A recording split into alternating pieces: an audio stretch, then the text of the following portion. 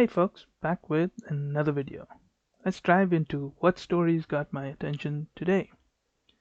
Starting with the French incident, the French police interrogated a suspect and searched for others on Sunday after a Greek Orthodox priest was shot and critically wounded while closing the door to his church in the French city of Lyon.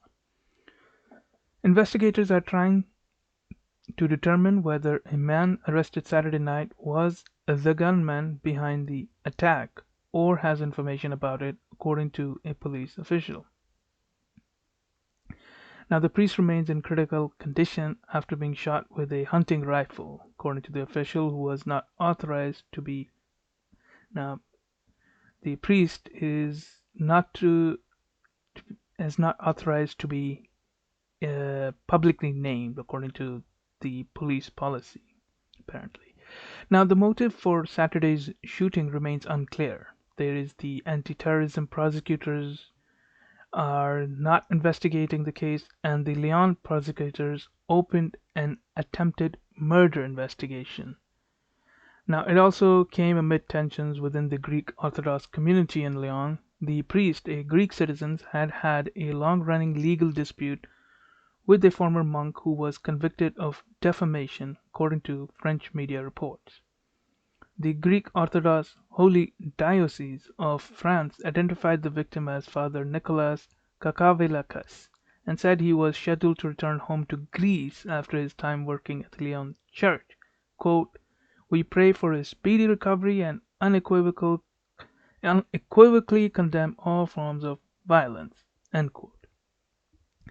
Antoine Calotte, the pastor at another Greek Orthodox church in Lyon, told the Associated Press that the Greek Orthodox community in Lyon has not received any threats, but said he immediately asked police for security protection at his church after the shooting. The French government and broadly the West has got a desire that I believe is good to not victimize the innocent, which is part of what makes the Western world civilized. I mean, looking at how they've handled the case, I think that would be fair to say. Of course, we in the West are, I believe, a great because we have the capacity to both criticize ourselves and be introspective in our approach to the thorny problem that is the Islamist terrorism. And of course, the whole issue right now is, of course, the terrorist, sorry, the French terrorism side of the government has not taken up the case, which means that it is a 50-50 in my view. But I think in the whole, I think that it is time that we push against this Islamophobia, and we must allow people to be open on the issue of how we can deal with security issues. Moving on, the UN's Libya mission said Saturday that a joint military commission with representatives from the two parties to the country's conflict will meet this week on Libyan soil. Now, the talks will be held from November 2nd to November 4th, and this will be the first time the teams have met on Libyan territory, according to the UNSMIL. Quote, "The participants will initiate discussions in the implementation of the ceasefire agreement," end quote, the UN said, referring to an October 23 deal signed in Geneva.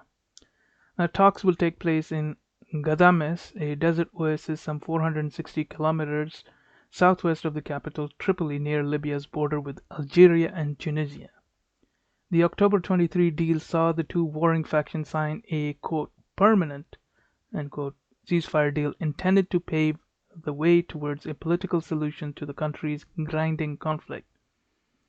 The military commission is dubbed, quote, 5+5, end quote, because it is made up of 5 officers from each camp. Now, the talks will be attended by the UN's Libya envoy Stephanie Williams. Hopefully, these talks will create a framework that is sustainable for the future. And on the side, I will keep an eye on these talks and see where the whole process goes after this.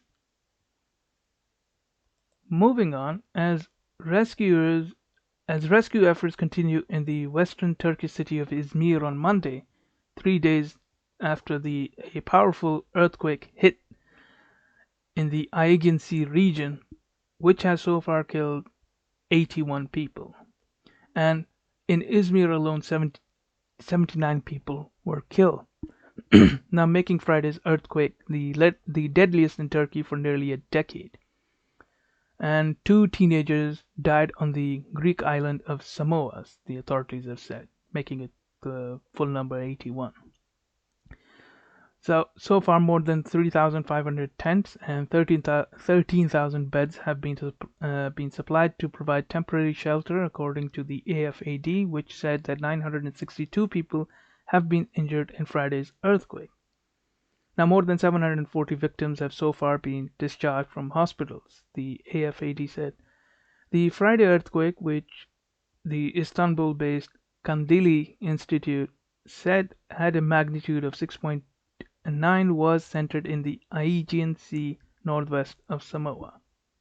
Now, my heart goes out to the victims, and I hope they can recover more people from the rubble, and that those who are in the hospital get a quick recovery. Moving on, and looking back into the West versus Beijing conflict.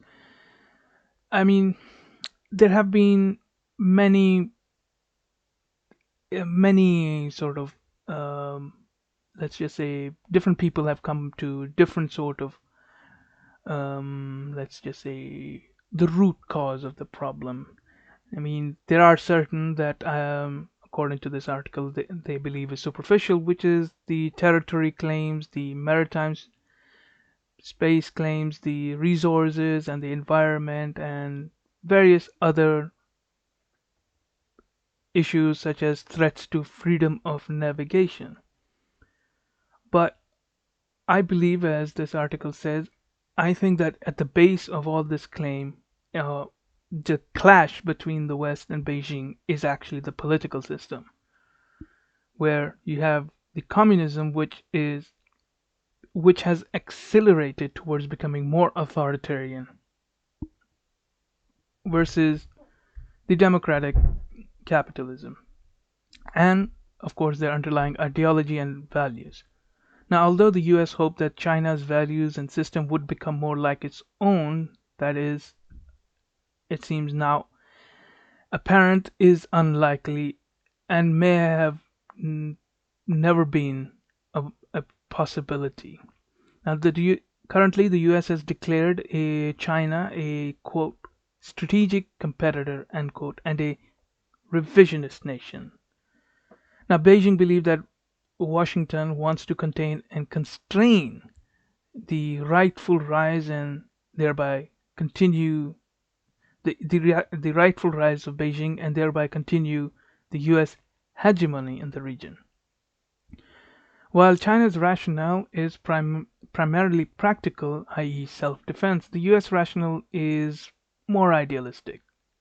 Now, each has a strategy for achieving their conflicting goals, and their trajectories, their strategic trajectories intersect in the South China Sea region. Now, as kinetic, the kinetic conflict looms, like that word, kinetic conflict.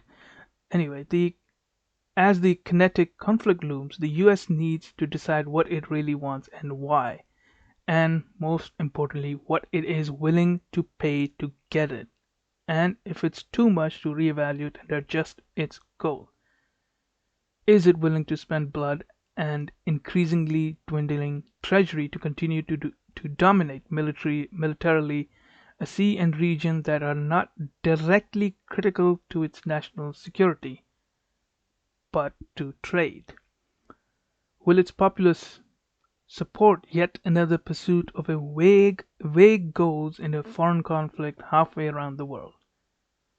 Before confronting China militarily and risking war, Washington needs to explain to the war-weary American people and generally the West broadly people why this particular endeavor is worthy of their support.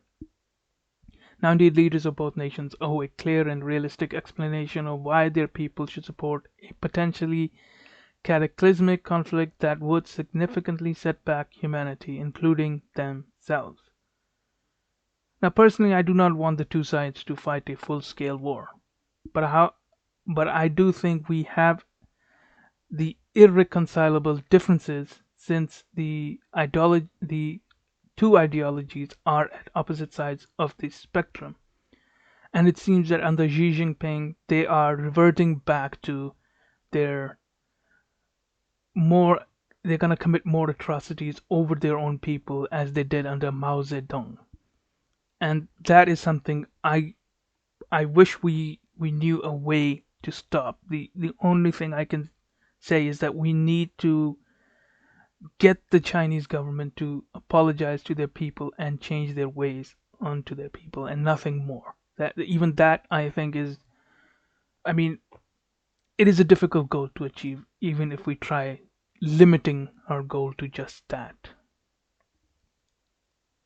Moving on to the Senkaku Islands, it seems that 4 Chinese ships were spotted in the quote unquote contiguous zone outside Japanese waters, the Coast Guard said, adding that the Chinese vessels have now been observed near the Senkaku Islands, claimed by Beijing for 283 days this year and also for the 57th day in a row.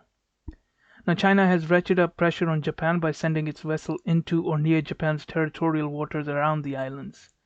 Last month, the Chinese Coast Guard ships entered Japanese territorial water near the Senkakus for a record length of time, drawing objections from Tokyo. Now, the islets in the resource-rich sea area are also claimed by Taiwan, making the whole conflict very, very difficult. But these intrusions raise the probability that the West and Beijing would have some kind of a showdown if the two sides do not come to a sort of maybe in agreement, or maybe if they can indirectly sort of agree to keep the conflict within a particular parameters. But unfortunately, I think we are treading into dangerous territory that I hope that we can avoid. Well, that's it for this video. If you like the video, then hit that like button and hit that subscribe button for future updates. Write in the comments your thoughts, criticisms, and anything I might have missed. And I will see you in the next video.